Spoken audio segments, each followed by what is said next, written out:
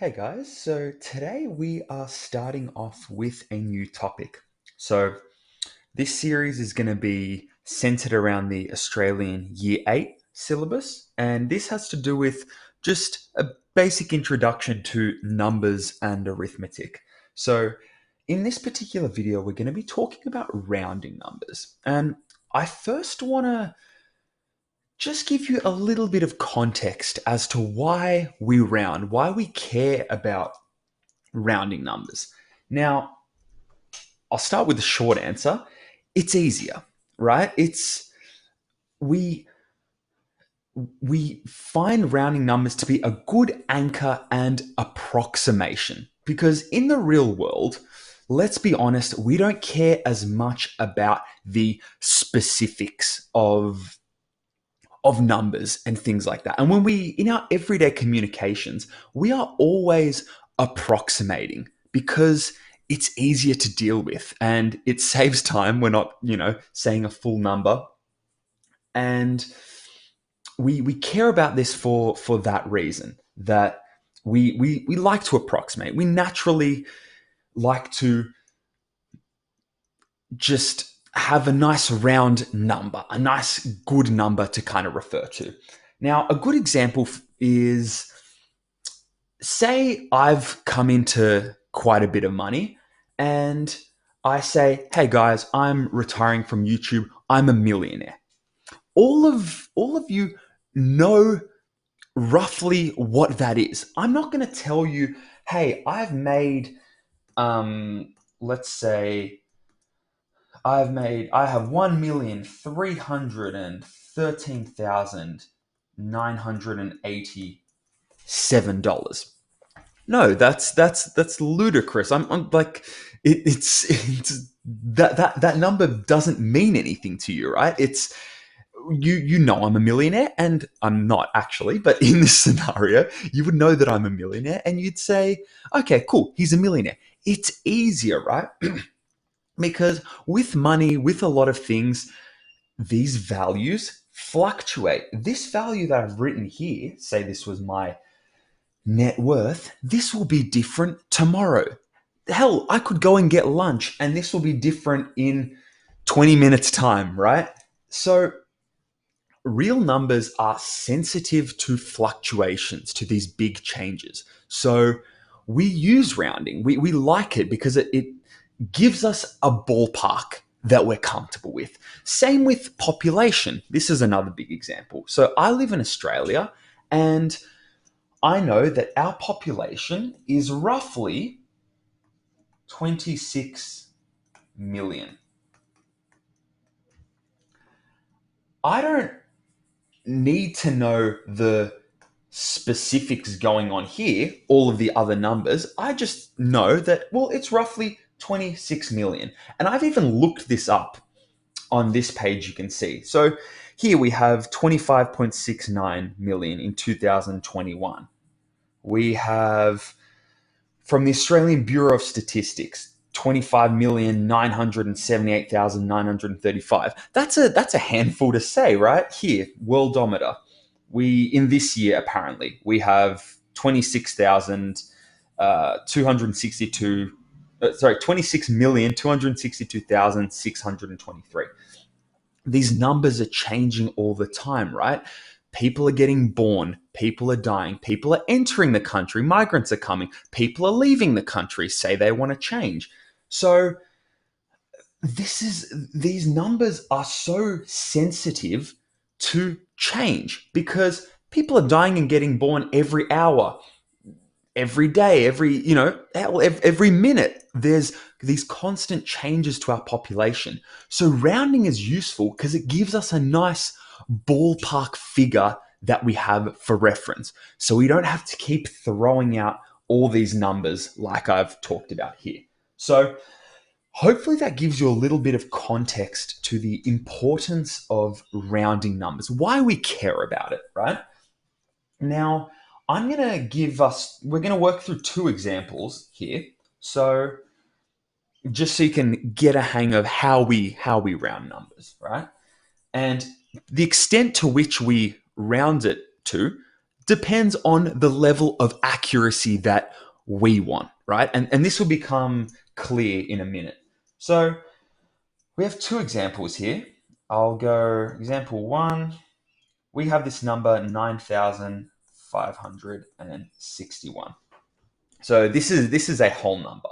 And I want to round this to the nearest 10. The nearest, I'm just going to put these little quotations just so I don't have to keep writing nearest, to the nearest 100, and C to the nearest 1,000. Now, let's work through these on this side here. We're going to work through some answers here. So, in all of our numbers, so in whole numbers and in decimals, each digit represents kind of a column. We have our ones. Well, each digit is important. Each kind of column here has its significance, right? So we have our ones, our units, we have our tens, we have our hundreds, and we have our thousands. So if I were to round this to the nearest 10, now I could give you the straight out rule, but let me just, for ease, to show you a nice little way we can work through this, I'm going to draw a number line. Because when we're rounding, we're essentially saying, well, is this closer to one number or the other number? That's why we round. So I drew this little number line. Oops. If I drew this number line here, and I have, on this side, I have, if the number was rounded up, so to 9,570, or if it went down to 9,560. And I have a number line, and I have like 10 little notches. 1, 2, 3, 4, 5, 6, 7, 8, 9, 10. 5 of these 10 little notches here that I'm working through. Which of these two numbers is my number in question closer to? Well, I'm going to draw it on here. And this is my exact number. So this is my number to its biggest level of accuracy. But we can see it's clearly closer to here. So when we round, we're essentially saying, well, I want this to be to the nearest 10 in my column. And when we round, it's just a matter of finding an approximation that's as close as possible to this number. So in this case, our answer to A would be 9,560. Now, it's sort of known in rounding numbers that when we round to, for example, the nearest 10, I'm going to look at this number in question. And what tells me in which direction to round, I can draw this number line every time, but it can be a bit time consuming. I essentially look at the next number down because that's going to tell me what it's closer to. So if this number was 0 to 4, so 0, 1, 2, 3, 4, anywhere here, so 1, 2, 3, 4, I'll probably be rounding down. Whereas if this was a 5 or more, 5 to 9, 1, 5, 6, 7, 8, 9, it's going to tend closer to this. This will be a better approximation if my unit next to it was 5 or more. So now that we have the idea roughly, you can pause the video and have a go at the next two examples, but I'll do them now. So looking at this, we're looking at the nearest 100 now. So this is the number in question. Now I can look over and the number next to it is closer, or is greater than 5. So this number will get rounded up to 9,600, right? Because it's closer to 9,000 when we say, when we do this rounding, when we do this approximation, it is closer to 9,600 than it is to 9,500, for example. This number, the distance between 9,500 and this number is 61, whereas the difference between our number in question and our rounded up is 39. So it's a closer approximation. We are the ones stating how accurate we want this to be. That's the kind of tricky question to do with rounding and significant figures, which is what we'll get into in the next video. So finally, part C. Oops.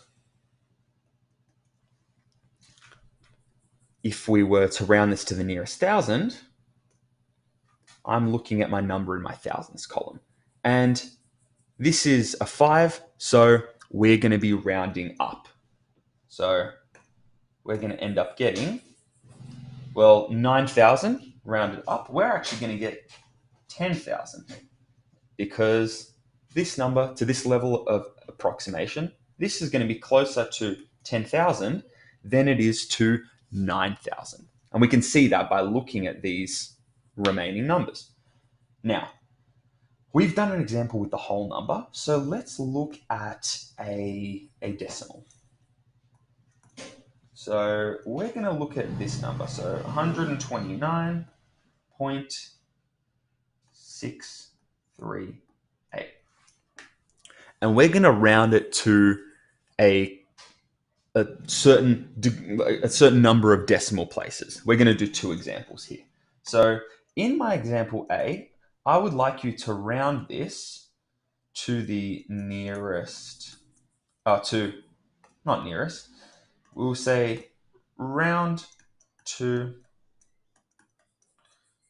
2 decimal places. And we will round to, once again, I'll just do the quotations, you know what I mean, and I'll write 1 dp, 1 decimal place. Now, if you're kind of across it and the pace is a bit slow for you, feel free to have a go, then unpause the video to see if you got the right answer. But I'm going to work through these now. Let's do a different color. Let's mix it up. So my answer to A, well, how many decimal places do we have to start off with? Well, we have 1, 2, 3. So the second decimal place, 1, 2, is the number in question. This is what I want to work with. So from what we know about rounding, this is my number in question. So I'm going to look at the number next to it. And you can see that this number 8 is greater than 5. So this number, when we round it, will go up to 129.64. We'll go 129.64. And that makes sense, right? This is 0.002 off from our original number, which would be way closer to if we rounded down to 129.63, which would be 0.008 off from our original. So it's all approximation, guys. And once you start getting the hang of it, you can work through these a little bit quicker. So you can draw that number line if it helps you visualize it sort of intuitively. But once you get the hang of it, we can just use this method that I've run through now. So final one, we are going to round to 1 decimal place. So now, obviously, this one's the one in question, and our 3 is less than 5. It's one of these 0 to 4 numbers. So we will be rounding down. We end up getting 129.6. And you can see, you may have observed a trend that the more decimal places we have, for example, comparing our 1 decimal place to our 2 decimal places, the more decimal places we have, the closer, the more accurate we get, the closer we get to our original number. So as we lessen the decimal places, we lessen the accuracy. It's more of an approximation. Same thing here. As we say increase, so going to the nearest 1,000 as opposed to the nearest 10, we got less accurate, right? The smaller our rounding gets, to the smaller unit that we round to, we will get way closer to our original. So to the nearest 10, our 9,560 is way closer to this than 10,000. But what we need to understand is we're the ones that are determining to what level we want to round to. It's for our own purposes. Humans use rounding as a means of, like we talked about in measurement, making sense of the world around them. Rounding is a lot easier to deal with things like populations and population changes. We just want a ballpark, and that is why we round. So I'll leave you with that, and we will move to a similar topic, and we'll still be rounding, but we'll be talking about significant figures in the next couple of videos. So I'll see you there.